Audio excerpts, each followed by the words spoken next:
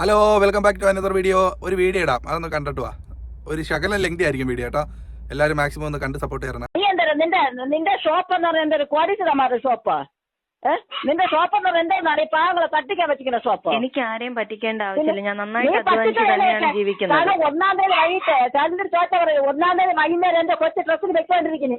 നീ എവിടത്തെ ഷോപ്പ് വെച്ചോണ്ടിരിക്കുന്നത്? ആക്ക ഷോപ്പ്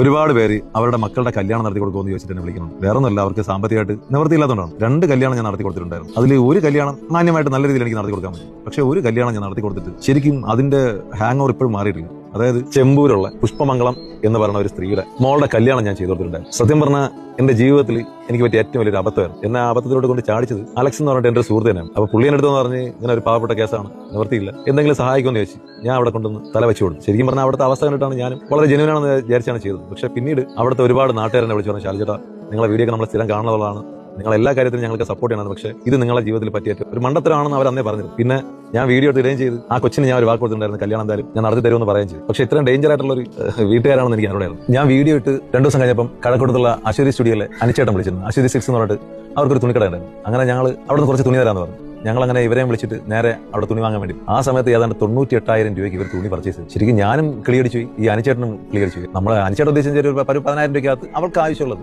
ഇവർ വന്നിട്ട് ഭയങ്കര ആക്രാന്തം മൂത്തിട്ട് 98,000 രൂപയ്ക്ക് തുണി എടുത്തു. പിന്നെ അവസാനം ഞാൻ ചെന്ന് പറഞ്ഞു, ചേച്ചി ഇത് നടക്കൂല, നിങ്ങൾ അത്യാവശ്യം നിങ്ങൾക്ക് വീട്ടിൽ ഉപയോഗിക്കാൻ വേണ്ടിയിട്ടുള്ള സാധനങ്ങൾ മാത്രം വാങ്ങിക്കാൻ പറഞ്ഞു. ഇവരാണെങ്കിൽ എല്ലാം ബ്രാൻഡഡ് സാധനങ്ങൾ വാങ്ങിച്ച് അവസാനം ഒരു 35,000 രൂപ ബില്ല് വന്നു. പിന്നെ 15,000 രൂപ കടയിൽ നിന്ന് അവരുടെ കണക്കായിട്ട് അവർ തന്ന് ബാക്കി 20,000 രൂപ എന്റെ കയ്യിൽ നിന്ന് അപ്പോഴെന്ന് ചിലവായി. ഇതിനിടയിൽ നമ്മളെ ജാഫർ ഇടിക്കുക എനിക്കൊരു 5,000 രൂപ തന്നിട്ട് പറഞ്ഞിട്ട് അവർക്ക് ഒരു സാരി മേടിച്ചു കൊടുക്കാൻ പറഞ്ഞു. അങ്ങനെ 5,000 രൂപ തന്നു. ഞാൻ അന്ന് തന്നെ ഈ തുണി മേടിച്ചു കൊടുക്കുകയും ചെയ്തു. പക്ഷെ ഇവർ ചെയ്ത പണിയെന്ന് പറഞ്ഞു കഴിഞ്ഞാൽ ഈ കല്യാണം കഴിഞ്ഞതിന് ശേഷം, കല്യാണം കഴിഞ്ഞ് എല്ലാ ചടങ്ങുകളും തീർന്നതിന് ശേഷം ഈ ആൾക്കാരെയൊക്കെ വിളിച്ചിട്ട് പൈസ ചോദിക്കുക, ദാരിദ്ര്യം പറയുക, എന്നിട്ട് പറയുക ഒരുപാട് കടമുണ്ട്, കടം തീർത്ത് കൊടുക്കാൻ വേണ്ടി വിളിക്കുക. ഈ ചോദിച്ചിട്ട് കൊടുത്തില്ലെങ്കിൽ അവരെ വിളിച്ച് തെറി വിളിക്കുക. കല്യാണത്തിന് ഇടാൻ വേണ്ടിയിട്ട് ഒരു ഡ്രസ്സ് കൊടുക്കാന്ന് പറഞ്ഞത് ഒരു പക്ഷേ നമ്മുടെ ഒരു സുഹൃത്താണ്. അവളുടെ നല്ല മനസ്സുകൊണ്ടാണ് അവൾ ഡ്രസ്സ് കൊടുക്കാന്ന് പറഞ്ഞത്. ആ ഡ്രസ്സ് ഞാൻ പുറത്തുനിന്ന് പൈസ കൊടുത്ത് വാങ്ങിച്ചു കൊടുത്തു, അല്ലാതെ കുറച്ച് പേര് കൊടുക്കുകയും ചെയ്തു. എന്തായാലും അന്നിടത്തെ ഒറ്റ ഡ്രസ്സ് പോലും അവരെ പൈസ കൊടുത്ത് വാങ്ങിച്ചാൽ എല്ലാം നമ്മൾ ഈ പറഞ്ഞ ഓരോരുത്തർ സഹായിച്ചാണ്. അവളെ എന്നെ വിളിച്ച് ചോദിച്ചിട്ടുണ്ട്, ചേട്ടാ ഇനി ആവശ്യമുണ്ടെന്ന് വെച്ചപ്പോൾ ഞാൻ പറഞ്ഞു ഇനി ഡ്രസ്സിന്റെ ആവശ്യം ആവശ്യമില്ല എന്ന് ഞാൻ പറഞ്ഞിട്ടാണ് ആ കൊടുക്കായിരുന്നത്. രണ്ടാമത് കല്യാണം കഴിഞ്ഞ ശേഷം ആ കൊച്ചിനെ വിളിച്ചിട്ട് പൂരത്തെറി. പിന്നെ ഒരുപാട് പേര് എന്നെ വിളിക്കുന്ന തെറിക്കാണെങ്കിൽ കയ്യും കണക്കില്ല. എന്തിനാണ് ഇങ്ങനെയൊക്കെ ശരിക്കും മനസ്സിലായില്ല. കാരണം ഞാൻ ഇന്നൊരാൾക്കും അങ്ങനെ കല്യാണങ്ങൾ ചെയ്ത് കൊടുത്തിട്ട് തെറി വിളിയൊക്കെ കേൾക്കേണ്ട ഒരു അവസരം എനിക്ക് ഉണ്ടായിരുന്നു. പക്ഷേ ഇത് ഒരു ഡേഞ്ചർ പേഴ്സൺ ആണെന്ന് ആദ്യമേ പറഞ്ഞിരുന്നു എല്ലാവരും. പക്ഷേ എനിക്ക് അബദ്ധം പറ്റി. അതിനുശേഷമാണ് ഞാൻ ഈ കല്യാണം ചെയ്തത്. അപ്പോൾ ഞാൻ ഇത് പറയാൻ കാരണം വെച്ചാൽ വേറെ ഒന്നുമില്ല, അവരിപ്പോഴും ഒരുപാട് പേരെ വിളിച്ചിട്ട് സാമ്പത്തിക സഹായം ചോദിക്കുന്നുണ്ട്, അവരെ ദാരിദ്ര്യങ്ങൾ പറയുന്നുണ്ട്. സത്യം പറഞ്ഞാൽ അവർക്ക് ദാരിദ്ര്യമോ കാര്യങ്ങളൊന്നും ഇപ്പം ഇല്ല. ഒരു ബാത്റൂം ഞാൻ ചെയ്യാൻ പറഞ്ഞപ്പം നമ്മളെ പണിക്കാരെ കൊണ്ട് 2 ബാത്റൂം അവർ ചെയ്യിപ്പിച്ചു. അതായത് ഞാനൊരു 10-30,000 രൂപയ്ക്ക് ഒരു ബാത്റൂം സെറ്റ് കൊടുക്കാന്ന് വിചാരിച്ചിട്ട് എന്നെ കൊണ്ട് 80,000 രൂപയ്ക്ക് പുറത്ത് 2 ബാത്റൂം അവർക്ക് നല്ല ചെയ്യിപ്പിച്ചു. അങ്ങനെ ആക്രാന്തം ഭയങ്കരമാണ്. ഞാൻ ഇടുന്ന എല്ലാ വീഡിയോയിലും 2 ആഴ്ച മാത്രമേ അക്കൗണ്ട് നമ്പറും ബാക്കി കാര്യങ്ങൾ ഇട്ടേക്കുള്ളൂ. അത് കഴിഞ്ഞ് അക്കൗണ്ട് നമ്പർ മാറ്റും. കാരണം 2 ആഴ്ച കഴിഞ്ഞാൽ പിന്നെ നമുക്ക് ആവശ്യമില്ലല്ലോ. അങ്ങനെയാണ് ഇതുവരെ ചെയ്തു പോകുന്നത്. അപ്പോൾ ഇവരുടെ അക്കൗണ്ട് നമ്പർ മാറ്റേണ്ട അന്നോട്ടേ ഇവർക്ക് എൻ്റെ അടുത്ത് ഭയങ്കര പ്രശ്നം. അവർ പറയണമെന്ന് വെച്ച് കഴിഞ്ഞാൽ അവരുടെ അക്കൗണ്ട് നമ്പർ ഇട്ടേ പറ്റൂ എന്നുള്ള രീതിയിലാണ്. ഈ അടുത്ത് എന്നെ കുറെ സുഹൃത്തുക്കളെ വിളിച്ചിട്ട് ഞാൻ അവരുടെ അക്കൗണ്ട് നമ്പർ മാറ്റി കളഞ്ഞു. ഇതാണ്. സത്യം പറഞ്ഞാൽ ആരെയും വേർപ്പ് അന്യായമായിട്ട് ഒരാൾക്ക് ഞാൻ വാങ്ങിച്ചു കൊടുക്കാൻ താല്പര്യപ്പെടുന്നില്ല. അങ്ങനത്തെ ഒരാളുമല്ല. ആ കല്യാണത്തിന് തന്നെ 87,000 രൂപയ്ക്ക് അവിടത്തേക്കുള്ള പലവ്യഞ്ജന സാധനങ്ങളും തലേദിവസത്തെ അരി സാധനങ്ങളൊക്കെ വാങ്ങിച്ചു കൊടുക്കേണ്ടി വന്നു. ഇവർ പറഞ്ഞതെന്ന് വെച്ച് കഴിഞ്ഞാൽ കളക്ഷൻ, അതായത് 4 ലക്ഷം രൂപ അവരുടെ അക്കൗണ്ടിൽ വന്നിട്ടുണ്ടായിരുന്നു. ആ പൈസ എടുത്തിട്ട് തരാനാണ് തിരിച്ചെന്താ പറഞ്ഞിരുന്നത്. ഈ നിമിഷം വരെ എനിക്ക് പൈസ ഒന്നുമില്ല. അവസാനം ഞാൻ കല്യാണ വർക്ക് ചെയ്ത് ജോലി ചെയ്തുണ്ടാക്കിയ പൈസയാണ് ഈ കടക്കാരന് കൊടുത്ത് ക്ലോസ് ചെയ്തത്. അപ്പം ദയവ് ചെയ്ത് പുഷ്പമംഗളം എന്ന് പറഞ്ഞിട്ട് ചെമ്പൂരുള്ള ഒരു സ്ത്രീ, നിങ്ങൾ ആരെങ്കിലും കോൺടാക്ട് ചെയ്യണമെന്നുണ്ടെങ്കിൽ ദയവ് ചെയ്ത് മനസ്സിലാക്കുക, അവരിങ്ങനെ ആളെ പറ്റി ജീവിക്കാൻ വേണ്ടി നിൽക്കുന്ന ഒരു സ്ത്രീയാണ്. ഇതെനിക്ക് അറിയാതെ ഞാൻ പോയി പെട്ടുവരാണ്. അപ്പൊ ദയവ് ചെയ്ത് ആരും അവർക്ക് 5 പൈസ കൊടുക്കരുത്. കൊടുത്ത കൈക്ക് തന്നെ കടിക്കുന്ന ഒരു സ്ത്രീയാണ് അവർ. നാളെ ചിലപ്പോൾ എന്നെ പറ്റി എന്തൊക്കെ പറഞ്ഞുണ്ടാക്കണമെന്ന് എനിക്ക് അറിയാം. പക്ഷെ എന്തായാലും അങ്ങനെ എന്നെ വിശ്വസിച്ച് അല്ലെങ്കിൽ എന്നെ സ്നേഹിക്കുന്ന ഒരാളും അവരുടെ വേർപ്പ് ചുമ്മാ ഒരാൾക്ക് കൊടുക്കേണ്ട കാര്യമില്ല. അവർ വേണമെങ്കിൽ അധ്വാനിച്ച് ജീവിക്കട്ടെ, അതിനുള്ള ആങ്കത അവർക്കുണ്ട്. കിട്ടുന്നത് മാക്സിമം ഊറ്റണ ഒരു സ്ത്രീയാണ്. അപ്പം പ്രിയമുള്ളവരെ, ഇന്നത്തെ നമ്മുടെ ടോപ്പിക്ക് ഇതാണ്. അപ്പം ചാരിറ്റിയാണ് ഇപ്പോൾ സോഷ്യൽ മീഡിയ നിറച്ചും പ്രശ്നമായിക്കൊണ്ടിരിക്കുന്നത്. ചാരിറ്റി ചെയ്യുന്നവരും ചാരിറ്റി ചെയ്തവരും അവർക്കെതിരെയും അനുകൂലിച്ചും പ്രതികൂലിച്ചുമുള്ള ഒരുപാട് വാർത്തകൾ വന്നുകൊണ്ടിരിക്കുകയാണ്. ഈ ഷാലുവിൻ്റെ ഈ ഭാഗം നമ്മൾ ഈ വീഡിയോ കേട്ട്, അപ്പോൾ ഇനി ഞാൻ വെക്കാൻ പോകുന്നത് ആ വീട്ടുകാർ പറയുന്ന കാര്യങ്ങളാണ്. ഇത് രണ്ടും കൂടെ കാണുമ്പോഴത്തേക്ക് നമുക്ക് കമ്പയർ ചെയ്ത് നോക്കുമ്പോഴത്തേക്ക് ഏകദേശം ആരുടെ ഭാഗത്താണ് ശരിയെന്ന് നമുക്ക് അറിയാൻ പറ്റും. ഇപ്പോൾ ഈ അധികാരം അനർഹതയിലെത്തിയാൽ അത് ആപത്താന്ന് പറയുന്നതിൻ്റെ കൂട്ട് തന്നെയാണ് പിന്നെ ഈ സഹായവും അനർഹതയിലെത്തിക്കഴിഞ്ഞാൽ അത് മോശമായി മാറുന്ന ഒരവസ്ഥയാണ്. ഒരാളൊരു സഹായം ചെയ്യാം, ഒരു തുണി അല്ലെങ്കിൽ എടുത്തോ എന്ന് പറയുമ്പം നമ്മളോടാണ് പറയുന്നതെങ്കിൽ നമ്മൾ മാന്യമായിട്ട് എന്ത് ചെയ്യും? അപ്പം അവർക്കും ഒരു ബുദ്ധിമുട്ടുണ്ടാകാത്ത തരത്തിലായിരിക്കും നമ്മൾ ആ സഹായം കൈപ്പറ്റുന്നത്. നമുക്കും ഒരു പ്രശ്നം ഉണ്ടാകല്, നമ്മുടെ ആവശ്യം നടക്കണം, എന്നാൽ ആ സഹായിക്കാമെന്ന് പറഞ്ഞവർക്ക് ഒരു ബുദ്ധിമുട്ടുണ്ടാകാത്ത തരത്തിലായിരിക്കും നമ്മളൊക്കെ ആ കാര്യങ്ങൾ ചെയ്യാൻ. അത് വ്യത്യസ്തമായി പലരുടെ മൈൻഡ് അനുസരിച്ച് ചെയ്യും. ഇപ്പോൾ ഈ ഷാല് ചെയ്തേക്കുന്ന ഇവരുടെ വീട്ടിലെ കാര്യങ്ങൾ, അവർ പറയുന്ന വാക്കുകൾ കേട്ട് കഴിഞ്ഞാൽ നമുക്ക് തോന്നും ഇത് ശരിയല്ല, അല്ലെങ്കിൽ അവർക്ക് ഒരിച്ചിരി ഈ പറയുന്നത് പോലെ ആർത്തി കൂടുതലുണ്ട് എന്നുള്ളൊരു തോന്നലാണ് പേഴ്സണലി എനിക്ക് അനുഭവപ്പെട്ടത്. ഇനി അത് നിങ്ങൾക്ക് മറിച്ചാണെങ്കിൽ എന്ത് തന്നെയാണ് നിങ്ങളുടെ അഭിപ്രായം എന്ന് വെച്ചാലും അത് നിങ്ങൾ കമൻ്റായിട്ട് രേഖപ്പെടുത്തുക. വീഡിയോ മുഴുവനായി കാണുക, ലൈക്കും ഷെയർ കമൻറ്റും ഒക്കെ തന്ന് നമ്മളൊന്ന് സപ്പോർട്ട് ചെയ്യുക. അപ്പോൾ നമുക്ക് ആ വീട്ടുകാരുടെ ആ പോർഷൻ ഒന്ന് കേൾക്കാം. ഞാൻ ലാസ്റ്റ് പറഞ്ഞാൽ എനിക്ക് പറ്റൂല, എനിക്ക് സ്കൂളിൽ പോകാൻ പറ്റില്ല, നിർത്തി. എനിക്ക് എക്സാമാണ്, എക്സാമിൽ പോലും കോൺസെൻട്രേറ്റ് ചെയ്യാൻ പറ്റില്ല, പഠിക്കാനൊന്നിനും പറ്റില്ല. അത്ര ഇതായിട്ട് ഞാൻ +1 സയൻസിലാണ്, എനിക്ക് 16. അപ്പൊ നിങ്ങളൊന്ന് കാര്യം അറിയുക, അല്ലെങ്കിൽ എങ്ങനെയെങ്കിലും ഒന്ന് അന്വേഷിക്കുക, എന്നിട്ട് മാത്രം ഒരാളെ കുറ്റപ്പെടുത്തുക. അത് ഞങ്ങളുടെ കാര്യം മാത്രമല്ല, ഏത് വീഡിയോ വന്നാലും സത്യാവസ്ഥ അറിഞ്ഞിട്ട് മാത്രം ഓരോരുത്തരെ കുറ്റപ്പെടുത്തും. എനിക്ക് ഇൻസ്റ്റയോ ഒന്നും തുറക്കാൻ പറ്റില്ല. അതിൽ ഫ്രണ്ട്സൊക്കെ അയച്ചിട്ട് ചോദിക്കുകയാണ് ഇന്നയാളുടെ മോളല്ലേ, ഇത്രയും ഇതായിട്ടുള്ള ആളാണോ, അങ്ങനെയാണ് ഇങ്ങനെ കുറെ ഒട്ടും പറ്റുന്നില്ല. അത്ര കൂട്ടായിട്ടാണ് ഫ്രണ്ട്സ് വരെ ഒറ്റപ്പെടുത്തുന്നു. നല്ലപോലെ കളിയാക്കുന്നുണ്ട്. എന്റെ ഫാമിലി ഫുൾ ഉടായ്പാണ്, ഞാൻ അതിനേക്കാളും ഉടായ്പാണ്. എന്റെ അമ്മ ഒരു രോഗമില്ലാതെ നാട്ടുകാരെ പറ്റിക്കുകയാണ്, അങ്ങനെ ഇങ്ങനെ കുറെ. അമ്മയ്ക്ക് ആ രോഗം ഉണ്ടാകുന്ന ആശുപത്രി പോയപ്പോഴും ഓപ്പറേഷൻ കഴിയാൻ പറ്റില്ല എന്ന് പറഞ്ഞവര്. അത്രയ്ക്ക് നല്ല സ്റ്റേജാണ്. ഇപ്പൊ അമ്മയ്ക്ക് ആ വീഡിയോക്ക് ശേഷം ഒരു സമാധാനമില്ല, കാരണം ഓരോരുത്തർ അമ്മയ്ക്ക് മെസ്സേജ് ഇടാണ് ഇങ്ങനെയാണ്. ഓക്കെ, ആ പെൺകുട്ടി ഈ പറഞ്ഞ കാര്യം വെച്ച് നോക്കുകയാണെങ്കിൽ ഈ ഒരു വീഡിയോ വന്നതിന് ശേഷം എല്ലാവരും ഒറ്റപ്പെടുത്തി എന്നാണ്. നമ്മുടെ സഹപാഠികൾ അല്ലെങ്കിൽ നമ്മുടെ കൂട്ടുകാർ, നമ്മളിൽപ്പെട്ടവർക്ക് ആർക്കെങ്കിലും ഇങ്ങനെ ബുദ്ധിമുട്ടുകൾ വന്നതിൻ്റെ പേരിൽ അവരെ നമ്മൾ ഒറ്റപ്പെടുത്തുമോ? അങ്ങനെ ഒറ്റപ്പെടുത്തുന്നവരുണ്ടെങ്കിൽ ആ കൂട്ടുകാരാണ് പ്രശ്നക്കാർ. നിങ്ങൾക്ക് അങ്ങനെ ഒരു ബുദ്ധിമുട്ടുള്ള വ്യക്തിയാണ്, അല്ലെങ്കിൽ അങ്ങനെയൊക്കെ സ്ട്രഗിൾ ചെയ്യുന്ന ഫാമിലിയിൽ നിന്ന് വരുന്ന കുട്ടിയാണെന്ന് പറയുമ്പം കൂടുതൽ ആൾക്കാർ ചേർത്ത് പിടിക്കാനാണ് ചാൻസ്. ഈ കുട്ടി പറയുന്നു, ഈ കുട്ടിയുടെ കൂട്ടുകാർ ഉൾപ്പെടെ ഇൻസ്റ്റാഗ്രാമിൽ ഉൾപ്പെടെ അതെന്താണെന്നുള്ളത് നമുക്കറിഞ്ഞൂടെ. ഇൻസ്റ്റാഗ്രാമിൽ പേഴ്സണൽ ലൈഫിൽ, റിയൽ ലൈഫിൽ, സോഷ്യൽ മീഡിയയിലല്ലാതെ ഇങ്ങനെയൊക്കെ കേൾക്കുമ്പോൾ കൂടുതലും ആൾക്കാർ ചേർത്ത് പിടിക്കാനാണ് ചാൻസ്. അപ്പോൾ ഇനി അടുത്ത അവർ അമ്മയുടെ വാക്കുകളിലേക്ക് നമുക്ക് പോകാം. ഈ വീഡിയോ ഒരു ഇച്ചിരി ലെങ്ത് ആയിരിക്കും, നിങ്ങൾ അവസാനം വരെ കാണുക. കണ്ടാൽ നിങ്ങൾക്ക് ഈ വിഷയത്തിൽ ഒരു ക്ലാരിറ്റി കിട്ടുമെന്നാണ് പ്രതീക്ഷിക്കുന്നത്. ബാക്കി കേൾക്കാം. എല്ലാരും മുമ്പിൽ എന്തിനും ഞങ്ങൾ ഇങ്ങനെ ദ്രോഹിക്കണം അറിഞ്ഞുകൂടാ. നേരെ ചെയ്ത് എന്റെ കൊച്ചിന്റെ ഭാവിയെ ഓർത്ത് കള്ളൊക്കെ മാറ്റിയിടരുത്. ജീവിക്കാൻ വേറെ മാർഗമില്ലാത്തത് കൊണ്ടാണ് ഇങ്ങനെ ഇരക്കേണ്ടി വരുന്നത്. മറ്റേ ഡ്രസ്സ് എന്ന് പറയുമ്പോൾ ഇങ്ങനെ പറയുന്നുണ്ട് 95,000 രൂപ വീട്ടിൽ പറയുന്നുണ്ടല്ലോ. അത് സത്യമല്ല. നമ്മൾ ഇവിടെ നിന്ന് വാങ്ങിക്കുന്ന ഒരു അടിവസ്ത്രം നമ്മൾ ഇവിടെ നിന്ന് 70 രൂപയ്ക്ക് അവിടെ 400 രൂപ വിലയുണ്ട്. അശ്വതി സിൽക്കസിൽ നിന്നാണ് എടുത്തത്. നമ്മുടെ പറഞ്ഞു റേറ്റ് ഒന്നും നിങ്ങൾ നോക്കണ്ട, എടുത്താൽ മതി എന്ന് പറഞ്ഞു. അങ്ങനെ റേറ്റ് ഒന്നും നോക്കണ്ട, നിങ്ങൾ എടുത്താൽ മതി, ഇവിടുത്തെ സ്പോൺസർ ആണെന്ന് പറഞ്ഞു. അപ്പം ഞങ്ങൾ അവസാനം ബില്ല് കൗണ്ടറിൽ വന്നിട്ട് ഇതിന്റെ ഇത് നോക്കി. അപ്പോഴാണ് അവർ പറഞ്ഞത് ഇതിപ്പോൾ ഏകദേശം നല്ല പൈസയായി, പറ്റൂല എന്ന് പറഞ്ഞു. അങ്ങനെ നമ്മൾ കുറെ ഡ്രസ്സ് തിരിച്ചു കൊടുത്തു. എടുത്തതിൽ ഏകദേശം ഒരു 5-6 ഡ്രസ്സ് തിരിച്ചു കൊടുത്തു നമ്മൾ. എന്നിട്ട് നമ്മൾ ബില്ല് ഇത് നോക്കിയപ്പോഴാണ് അവർ പറഞ്ഞത് ഇത്ര റേറ്റ് ആണ്. പക്ഷേ ഇതിന്റെ ഒരു ടോപ്പ് ഞങ്ങൾക്ക് അമ്മ ഇവിടെ നിന്ന് ഒരു കടയിൽ നിന്ന് എടുത്തപ്പോൾ 1000 രൂപയ്ക്കകത്ത് ആയതേ ഉള്ളൂ. ഇത് ചുരിദാറാണ്. ഇതിന്റെ വേറൊരു തുണി ഞങ്ങൾ ഇവിടെ നിന്ന് എടുത്തപ്പോൾ 1000 രൂപയുള്ളൂ. ഇത് റിസപ്ഷനും കെട്ടിനുള്ള ഡ്രസ്സ് ചേട്ടാ വേറെ ചെയ്തിട്ടുണ്ടെന്ന് പറഞ്ഞ് ഇത് നമുക്ക് അല്ലാതെ ഇടാൻ കണക്കിന് വേണ്ടി അവിടെ നിന്ന് സ്പോൺസർ ചെയ്തിട്ടുണ്ടെന്ന് പറഞ്ഞാണ് ഈ ഡ്രസ്സ്. ഏകദേശം 3090. ആ അതേപോലത്തെ 2 ഡ്രസ്സ് എടുത്തു കേട്ടോ, എന്റെ സഹോദരന്റെ മോക്കും ഇവക്ക് ഒരു പാന്റിന് മാത്രം 1500 കൂടുതലായി. ഏകദേശം 2000 രൂപ അടുപ്പിച്ചായിട്ടുണ്ട് ഒരു പാന്റിന് മാത്രം.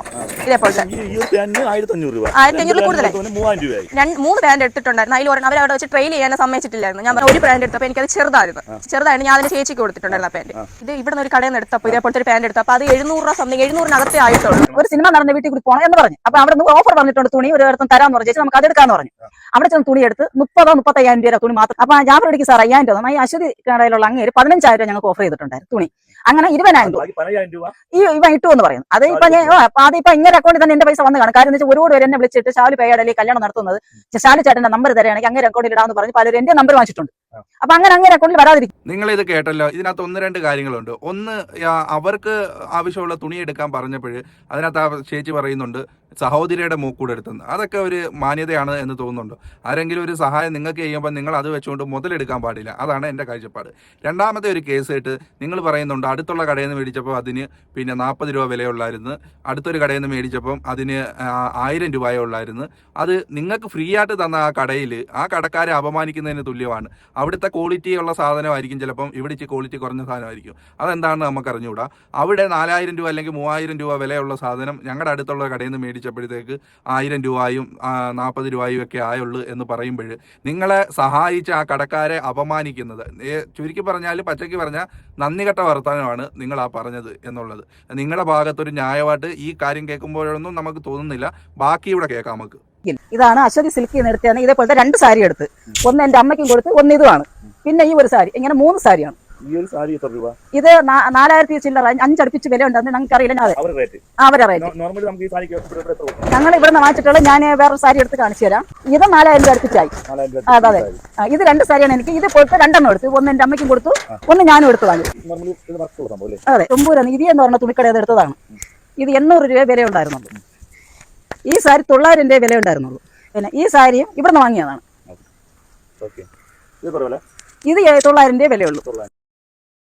അവർക്ക് തലേ ദിവസം ഇടാനൊരു ഉടുപ്പും അല്ലാതൊരു ഫ്രാക്കും 2 കടന്ന് ഫ്രീ ആയിട്ട് തന്നതാണ്. അമ്മയെ വിളിച്ചിട്ട് പറഞ്ഞു ശാൽച്ചേട്ടയിലെ കല്യാണം നടത്തുന്നത് നിങ്ങൾ ചേട്ടൻ്റെ അക്കൗണ്ടിൽ അയക്കാന്നോട്ട് 3/4 ഭാഗം വിളിച്ച് ശാൽച്ചേട്ടൻ്റെ നമ്പറിലാണ് കുറെ പേര് പൈസ വന്ന് വീഡിയോ ചെയ്തെല്ലാം കറക്റ്റ് ആണ്. ഞാനാണ് മെസ്സഞ്ചറിൽ ഇങ്ങനെ വീഡിയോ കണ്ട് അതിൽ നമ്പർ എടുത്ത് ഷാരുവിനെ വിളിച്ചു. ഇവിടെ വന്ന് എനിക്ക് ബാത്റൂമിൽ ചെയ്തു. ബാത്റൂമിന് പണി പൂർത്തിയായിട്ടില്ല.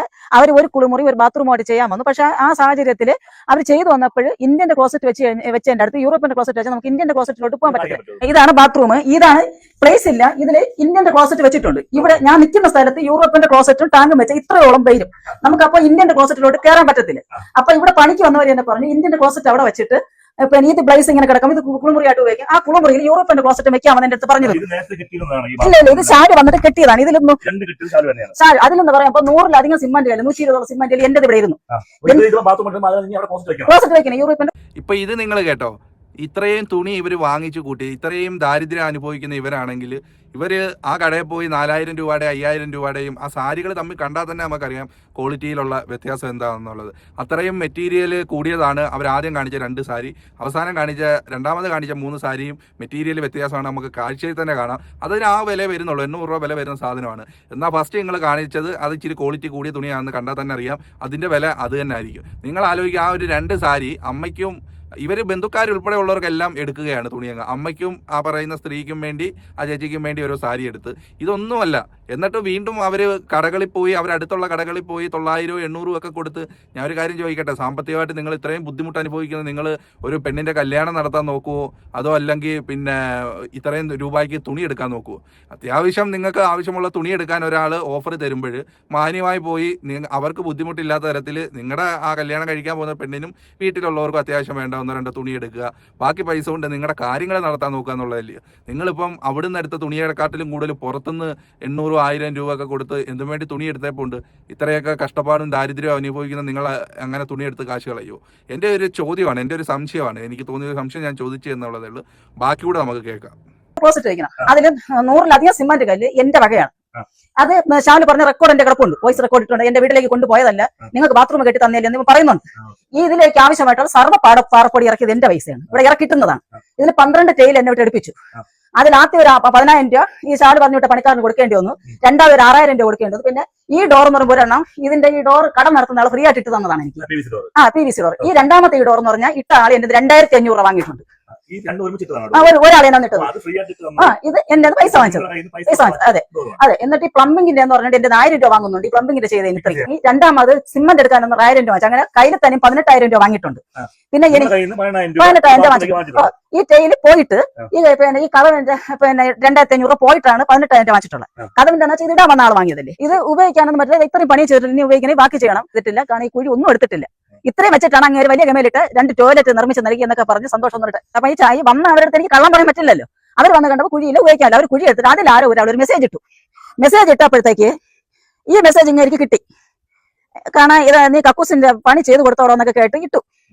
അപ്പോഴിങ്ങേര് എനിക്ക് അതിനെ സ്ക്രീൻഷോട്ട് എടുത്ത് ഇട്ടിട്ട് ഇങ്ങനത്തെ ചീത്ത എനിക്ക് കിട്ടിയത്. നിങ്ങളെ ചേച്ചി എന്ന് വിളിച്ചത് ചേച്ചി ആയതുകൊണ്ടാണ് വിളിച്ചത്. പക്ഷേ എൻ്റെ അടുത്ത് ചേച്ചി നിങ്ങളവിടെ പിന്നെ ടാങ്ക് വെച്ചില്ല, അവിടെ മാത്രമേ കുഴിയെടുത്തില്ല പിന്നെ നാട്ടുകാർ പറയും. ഇത് പിന്നെ ആര് പറയണത്?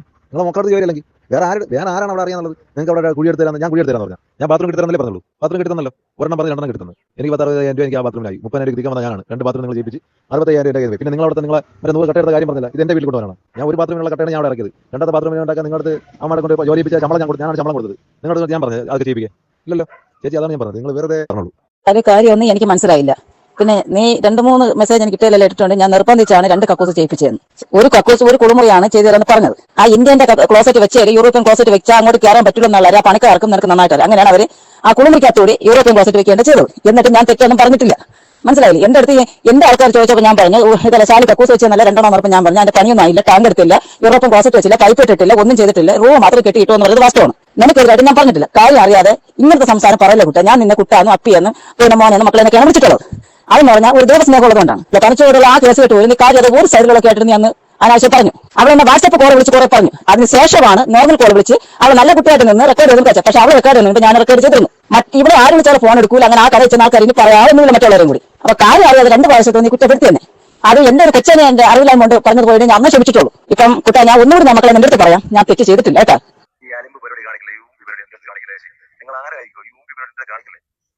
ഇതാണ് നിങ്ങളൊക്കെ എൻ്റെ അടുത്ത് ആൾക്കാർ പറഞ്ഞത്, നിങ്ങൾ വെറും ഊമ്പിയാണ് വലിപ്പിലാണ്. എനിക്ക് അനുഭവം, നിങ്ങളെ മോളെ കല്യാണത്തിന് നാട്ടിൽ നിന്ന് പിടിച്ചിറക്കിയ പൈസ പോലും നിങ്ങളെ ഊമ്പി. അപ്പൊ അതുകൊണ്ട് ഇമാതിരി എനിക്ക് ഈ ഓരോരുത്തർ സഹായിക്കുന്നുള്ളവരെ കൂടെ നിങ്ങൾ വെറുപ്പിക്കല്ലേ, ഒരു ഊമ്പി പരിപാടി കാണിക്കല്ലേ. നിങ്ങൾ ആരായിക്കോ ചേച്ചി, എന്നെ കൊണ്ട് വേറെ പരിപാടികൾ ചെയ്യിപ്പിക്കല്ലേ. സ്നേഹത്തോടെ പറയണം, നിങ്ങളെ മോളെ നിങ്ങൾ അന്തസാഹചര്യം കെട്ടി അയച്ചു കേട്ടോ. നാട്ടുകാരെന്ന് തെറ്റിപ്പിടിച്ചാണ് എന്നെ വരെ ഊമ്പിച്ച പൈസയാണ് നിങ്ങളെ മോളെ കല്യാണം നടത്തിയത്. എന്റെ വീട് പണിക്ക് വെച്ചിരുന്ന പൈസയാണ് ഞാൻ ഇപ്പോൾ എടുത്ത് പറഞ്ഞത് ചേച്ചി. എന്നിട്ട് ഈ വീണ്ടും കൂടെ സഹായിക്കാന്ന് പറയുന്നവരൊക്കെ ഒരുമാതിരി ഊമ്പി പരിപാടി കാണിക്കില്ലേ. നിങ്ങൾ ആരായിക്കും, പക്ഷേ ഈ പരിപാടി കാണിക്കല്ലേ. അവർ തരൂലെന്ന് പറഞ്ഞാൽ അവരെ നിങ്ങൾ കല്യാണം കഴിഞ്ഞില്ല, പിന്നെ എന്തിനാണ് നിങ്ങൾ അവിടെ പോണത്? അതിന്റെ ആവശ്യം തരും. നിങ്ങൾ കല്യാണം കഴിഞ്ഞ് നിങ്ങൾക്ക് പറഞ്ഞാൽ എന്റെ 10 ഇരട്ടി തുണിയാണ് എടുത്തത്. നിങ്ങൾ എല്ലാവരും ഞാൻ ഒപ്പിച്ചെന്നല്ലേ. പിന്നെ വീണ്ടും തരണം. പിന്നെ ആ മറ്റേ മിസ്സിറ്റിയിൽ ഇത്ര നേരമായിട്ട് ആ സാധനം തിരിച്ചു കൊടുത്തിട്ടില്ല, ആ ഓർണമെന്റ്സ് ഇതുവരെ കൊടുത്തില്ല. ചേച്ചി ഒരു പരിപാടി കാണിക്കില്ലേ. ഇങ്ങനെ എടുത്ത് തന്നു എന്ന് പറയുന്ന സാധനം ഇതിനകത്ത് 2 കാര്യങ്ങളാണ്. ഒന്ന്, ഷാലു പറയുന്നത് ഒറ്റ ഒരു ബാത്റൂം, അതായത് ഒരു ബാത്റൂം അവർക്ക് കെട്ടിക്കൊടുക്കാം എന്നുള്ളതാണ് ഷാലു പറഞ്ഞിരുന്നത്. അതായത് അത് കുളിക്കാനും ചിലപ്പം ബാത്റൂമിൽ പോകാനും ഉള്ള ഒരു സൗകര്യമായിരിക്കും. അപ്പോൾ ഇതിനകത്ത് ഷാലു പറഞ്ഞേക്കുന്നത് ഞാൻ ബാത്റൂം മാത്രമേ കെട്ടിത്തരാമെന്ന് പറഞ്ഞിട്ടുള്ളൂ, ബാക്കിയൊന്നും പറഞ്ഞിട്ടില്ല എന്നുള്ളത്. പിന്നെ ഒരു ബാത്റൂം കെട്ടുമ്പം അതിനകത്ത് എന്തായാലും സെപ്റ്റിക് ടാങ്ക് മസ്റ്റാണ്. ബാത്റൂമിൻ്റെ ഭാഗം തന്നെയാണല്ലോ ഈ സെപ്റ്റിക് ടാങ്ക് എന്ന് പറയുന്നത്. അതെന്തുകൊണ്ടാണ് അദ്ദേഹം ചെയ്തു കൊടുക്കാത്തത് എന്ന് നമുക്ക് അറിഞ്ഞുകൂടാ. അതുപോലെ വെള്ളം വരാനുള്ള സംവിധാനവും അദ്ദേഹം ചെയ്തിട്ടില്ല എന്നുള്ളതാണ്. അപ്പോൾ ഇതിനകത്ത് നമ്മൾക്ക് അറിയാത്തൊരു കാര്യമുണ്ട്. അതായത് ഇപ്പോൾ ഇവർ തമ്മിലുള്ള കണ്ടീഷൻ എന്താണ്? അപ്പം ഇവർ പറഞ്ഞോ നേരത്തെ ബാക്കിയെല്ലാം ഞങ്ങൾ ചെയ്തുകൊള്ളാം, ഞങ്ങൾക്ക് ബാത്റൂം മാത്രം ഇനി കെട്ടിത്തന്നാൽ മതി എന്നുള്ളത് പറഞ്ഞോ എന്തുവാന്നുള്ളത് നമുക്ക് വ്യക്തമായിട്ട് അറിഞ്ഞുകൂടാ. ഇവർ പറയുന്ന വെച്ച് ഷാരു പറയുന്ന വെച്ച് ഒരു ബാത്റൂം കെട്ടാൻ വന്ന അയാളെ കൊണ്ട് 2 ബാത്റൂം കെട്ടിച്ചു എന്നാണ് പറയുന്നത്. അതിൻ്റെ കുറച്ച് പൈസ ഇവരുടെ കയ്യിൽ നിന്ന് ചിലവായിട്ടുണ്ട് എന്നുള്ളതാണ്. പിന്നെ അത് നോക്കുവാണെങ്കിൽ ഇവരുടെ ഭാഗത്തും തെറ്റുണ്ട്. ഈ പറയുന്ന ഒറ്റ ബാത്റൂമിനായാലും സെപ്റ്റിക് ടാങ്ക് ഉൾപ്പെടെയുള്ള കാര്യങ്ങൾ കംപ്ലീറ്റ് ചെയ്ത് കൊടുക്കാത്തത് ആ ഒരു ഭാഗത്ത് എനിക്ക് ഷാലുവിൻ്റെ ഭാഗത്ത് തെറ്റുണ്ട് എന്നും തോന്നുന്നുണ്ട്. പിന്നെ ഇതിനകത്ത് പറയേണ്ട കാര്യം ഇവർ തമ്മിലുള്ള ആ ഒരു കണ്ടീഷൻ നമുക്ക് അറിഞ്ഞുകൂടാ. അതഞ്ഞ് ഷാലു എടുത്ത് പറഞ്ഞിട്ടുണ്ടോ എന്നുള്ളത് നമുക്ക് അറിഞ്ഞുകൂടാ. ബാത്റൂമിന് കുഴിയൊന്നും നമ്മൾ ചെയ്തു തരത്തില്ല എന്നുള്ളത്, അത് നിങ്ങൾ കെട്ടണമെന്ന് പറഞ്ഞോ എന്തോ എന്നുള്ളത് നമുക്ക് അറിഞ്ഞുകൂടാ. എന്തായാലും ഈ ഒരു പോർഷൻ വരുമ്പോൾ ഇങ്ങനെയാണ് സംഭവം കിടക്കുന്നത്. അപ്പം ബാക്കിയൂടെ കേൾക്കാം നമുക്ക്. 2 ദിവസത്തേക്കുള്ള സാധനം ഇത്രയും എടുത്ത് തന്നിട്ടാണ് ഈ 50,000 ചില്ലറ രൂപ കേൾക്കുന്നത്. 2 ദിവസത്തേക്ക് തലേ ദിവസത്തെ ബിരിയാണി 1000 പേർക്കും പിറ്റന്നത്തെ ഊണ് 1000 പേർക്കുമാണ്. ഈ 2 ദിവസത്തേക്കുള്ള സാധനത്തിന്റെ ലിസ്റ്റാണ്. ഇത്രയും സാധനമാണ് ഷാലു എനിക്ക് എടുത്തുകൊണ്ട് തന്നിട്ട് 50,000 രൂപ വേണമെന്ന് പറയുന്നത്. പക്ഷേ ഈ 50,000 രൂപ വേണമെന്ന് ബാക്കി ഇവ എടുക്കാത്ത എണ്ണ എടുത്തില്ല, തേങ്ങ എടുത്തില്ല, ഇങ്ങനെ അതിലുള്ള ഒരുപാട് സാധനങ്ങൾ എടുത്തിട്ടില്ല. ഇത് മൊത്തം ഞങ്ങൾ പിന്നെ ഒന്നേന്ന് പൈസ കൊടുത്ത് എടുക്കേണ്ടി വന്നു. അപ്പോഴേ ഷാലു ഇനി 50,000 രൂപ ഞാൻ കൊടുക്കേണ്ടതായിട്ട് വന്നു. എനിക്ക് അതിന് കൊടുക്കാനായിട്ട് അപ്പോൾ പൈസ കിട്ടിയില്ല. അത് വാസ്തവമാണ്. ഇന്ന സാധനം ഉണ്ടല്ലോ ആ ലിസ്റ്റിൽ എടുത്ത് തന്നിരിക്കണം 50,000. ആ പൈസ കൊടുക്കാൻ പറ്റാത്തതുകൊണ്ടാണ് അങ്ങനെ ഇങ്ങനെ പറഞ്ഞിരിക്കുന്നത്. എന്നിട്ട് ഞാൻ പറഞ്ഞു തരാം, എനിക്കിപ്പോൾ എൻ്റെ കയ്യിലില്ല, നിവൃത്തികേടാണെന്ന് പറഞ്ഞു. നിങ്ങൾ അക്കൗണ്ടിൽ എത്ര വന്നിട്ടുണ്ട്? ഏതാണ്ട് 3 അടുപ്പിച്ച് വന്നിട്ടുണ്ട്. 3 അടുപ്പിച്ച് വന്നതെന്ന് പറയുമ്പോൾ ഞാൻ തിരുവനന്തപുരം KDF എന്ന സംഘത്തിലെ ഒരു വ്യക്തിയാണ്. അവിടെ എനിക്ക് ശരൺ സാർ എനിക്ക് 17,000 ചില്ലറ രൂപ കിട്ടിയെന്ന് നാടാർ സംഘടനയെന്ന് എനിക്ക് പൈസ, നാടാർ സംഘടന KMSന്റെ ഞാൻ ഒരു വ്യക്തിയും കൂടിയാണ്. അങ്ങനെ തന്നെ ഇങ്ങനെ എനിക്ക് വേണ്ടപ്പെട്ട ആൾക്കാരെ എല്ലാവരും ഇട്ട പൈസ ഉൾപ്പെടെയാണ്. അതായത് എനിക്കൊരു 30,000 രൂപ അവിടെ ഇരിക്കുന്ന വീട്ടിലുള്ള ചേച്ചിയുടെ ഭർത്താവിന്റെ അനിയൻ, ഇവിടെ നേരെ പോകണം, അവിടെ ആ ചേച്ചിയുടെ ഭർത്താവിന്റെ അനിയൻ എന്റെ 30,000 കടം വാങ്ങിച്ചിട്ടുണ്ടായിരുന്നു. ആ പൈസയും അങ്ങനെ എന്റെ അക്കൗണ്ടിൽ 30,000 ഒന്നിച്ചിട്ടിട്ട് എനിക്ക് അതിന്റെ ഇത് സ്റ്റേറ്റ്മെന്റിൽ തന്നിട്ടുണ്ടായിരുന്നു. അത് അവർ പറയും കറക്റ്റാണ്. ആ 30 ഇതെല്ലാം കൂട്ടിയാണ് ഞാൻ ഒരു പൈസ പോലും കള്ളം പറയാതെ ഞാൻ ഷാലുവിന്റെ അടുത്ത് പറഞ്ഞു. അതിൽ നിന്നാണ് ഈ കക്കൂസിന് കൊടുപ്പിച്ചതും തേയില എടുപ്പിച്ചതും ഇങ്ങനെ തേങ്ങ വാങ്ങിച്ചത് തന്നെ 30,000 അടുപ്പിച്ച, ചിക്കൻ കടയിൽ കൊടുത്തത് തന്നെ 36,000 രൂപയോളായി. പിന്നെ ഈ സാധനങ്ങൾ എടുത്ത് തന്നെ 38,000 രൂപ ഈ ബാക്കി വന്ന സാധനം എടുത്തതിന് പോയിട്ടുള്ളത്. അത് അവൻ പറയുന്നുണ്ട്, ഇതിൽ പറയുന്നുണ്ട്. ചേച്ചി പിന്നെ 80,000 രൂപ സാധനം അവർ പറഞ്ഞു, ഞാൻ 50,000 രൂപയ്ക്കകത്ത് എടുത്തു. പിന്നെ മണ്ടോ വാട 40,000 രൂപയാണ്. അപ്പൊ ഞാൻ ഇവനോട് എല്ലാം ചോദിക്കും, ഷാലു വിറവ് ഇറക്കട്ടോ എന്ന് കേട്ടു. ഇറക്കി വെച്ചെന്ന് 9,000 രൂപയ്ക്ക് വിറവ് ഇറക്കി 1000 രൂപ കൊടുത്ത് വണ്ടി കൂലി കൊണ്ടുവന്ന് 2 പേരെ നിർത്തി കീറി വെച്ച വിറവാണ് മണ്ഡപത്തിൽ.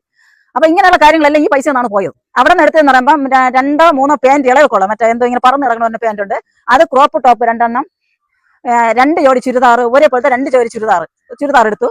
അല്ല ഒരു 4-5 ചുരിദാറും 3 സാരി ഇത്ര എടുത്തിട്ടുണ്ട്. ബാക്കി എല്ലാ തുണി എടുത്തത് ചൊമ്പ് രീതി ചെയ്യുന്നതും നെയ്യാറ്റിൻകര രാമചന്ദ്രയെന്നും കാട്ടാക്കട രാമചന്ദ്രൻ എടുത്തിട്ടുണ്ട്. ഒറ്റ 1-2 നിങ്ങൾ ഈ ഒരു വോയിസ് കേട്ടല്ലോ. അപ്പോൾ ഇതിനകത്ത് ഷാലു വെച്ച് ഷൗട്ട് ചെയ്ത് സംസാരിക്കുന്നുണ്ട്, കുറച്ച് ചീത്ത വിളിച്ച് സംസാരിക്കുന്നുണ്ട്. അതിനോട് നമ്മൾ യോജിക്കുന്നില്ല. പക്ഷേ ഷാലുവിൻ്റെ ഭാഗത്ത് നിന്ന് എനിക്ക് തോന്നുന്നത് അദ്ദേഹം ഇത്രയൊക്കെ കാര്യങ്ങൾ ചെയ്തിട്ട് ഇവർ ഈ നന്ദികേട് കാണിച്ചതിന് അദ്ദേഹത്തിന് അത്രയും മാനസിക പ്രയാസം ഉണ്ടായി. അപ്പോൾ ആ ഒരു രോക്ഷമാണ് അദ്ദേഹം ഇങ്ങനെ, അതിപ്പോൾ നമ്മളായാലും ചില ഘട്ടത്തിൽ അങ്ങനെ പ്രതികരിക്കും എന്നാണ് എനിക്ക് പറയാനുള്ളത്.